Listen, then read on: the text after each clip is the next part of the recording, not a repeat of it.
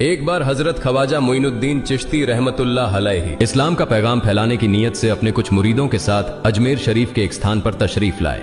जिस मुकाम पर हजरत ख्वाजा मोइनुद्दीन चिश्ती रहमतुल्लाह अलैहि ने कयाम किया, वहां के करीब ही एक बड़ा तालाब था जिसे स्थानीय हिंदू लोग अनासागर कहते थे।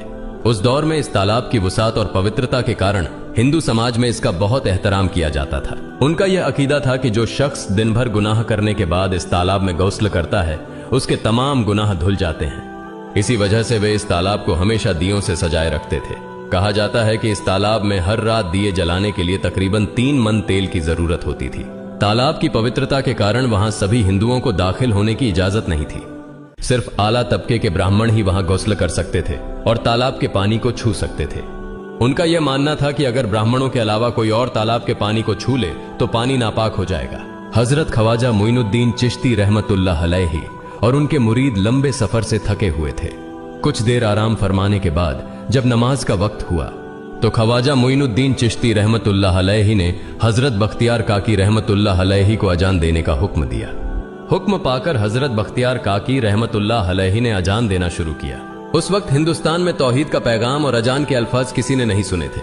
जब लोगों ने पहली बार अजान के अल्फाज सुने तो उनके दरमियान हलचल मच गई। लोग अपने घरों से बाहर आकर एक दूसरे से कहने लगे, ये फकीर लोग कहां से आ गए और ये क्या पढ़ रहे हैं। अजान खत्म होने के बाद हजरत ख्वाजा मोइनुद्दीन चिश्ती रहमतुल्लाह अलैहि और उनके साथियों ने अनासागर तालाब पर जाकर वुजू करना शुरू किया।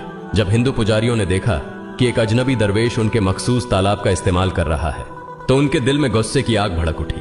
एक पुजारी बोला, यह दरवेश कहां से आ गया? बिना हमारी इजाजत के इसने हमारे पाक तालाब को हाथ लगा दिया। हम इस तालाब को कितना मुकद्दस मानते हैं और इन मुसाफिरों ने इसे नापाक कर दिया है। इसका कोई हल निकालना ही होगा। इसके बाद हजरत ख्वाजा मोइनुद्दीन चिश्ती रहमतुल्लाह अलैहि ने तमाम साथियों के साथ मिलकर जमात के साथ नमाज अदा की। लोग ये मंजर देखने लगे और कहने लगे, ये तो कोई अजीब फकीर है। हमारे मंदिरों में सब देवी देवता मौजूद हैं और ये उनकी इबादत न करके किसी नए खुदा की इबादत कर रहा है। अगर मंदिर के बाहर भी कोई खुदा है तो उसे भी मंदिर में रखा जाना चाहिए ताकि लोग उसकी भी पूजा कर सकें। शाम ढलने लगी। शाम होते ही राजा पृथ्वीराज के ऊंटों के चरवाहे अपने ऊंट लेकर उस जगह पहुंचे। इत्तेफाक से हजरत ख्वाजा मोइनुद्दीन चिश्ती रहमतुल्लाह अलैहि उसी जगह पर तशरीफ फरमा थे जहां आमतौर पर राजा के ऊंट आराम किया करते थे। चरवाहों ने देखा कि एक दरवेश का काफिला उनके मुकाम पर आकर बैठा है।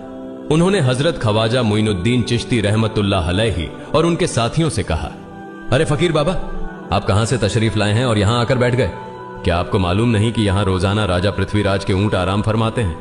राजा के ऊंट यहां आराम करते हैं। ये जानते हुए भी आपने यहां बैठने की